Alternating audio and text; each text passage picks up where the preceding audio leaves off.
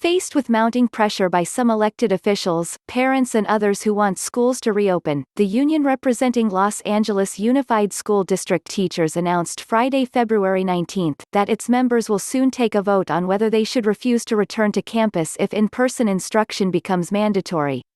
More than 900 chapter chairs voted on this question earlier this week, with 93% electing to organize around a refusal to return for a full or hybrid physical reopening of schools until certain safety conditions are met, Union President Cecily Myert-Cruz said during her weekly update. The union next plans to ask its entire membership, made up of more than 35,000 teachers and other certificated employees, to vote the week of March 1 on whether to move forward with the refusal to report to work in person.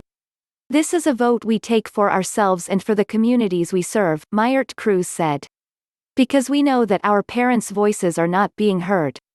We all want our schools to reopen, but it must be done safely."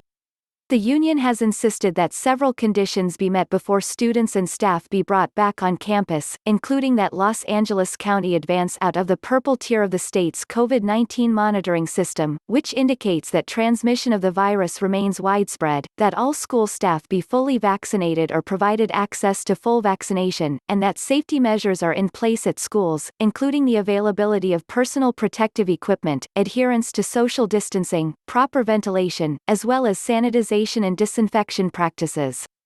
The U.S. Centers for Disease Control and Prevention issued guidance last week indicating that vaccination of teachers is not a prerequisite for schools to reopen.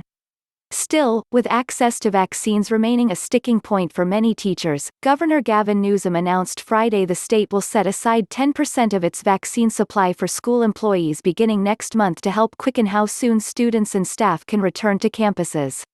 But vaccinating staff is just one element that UTLA is seeking before having its members return to campus.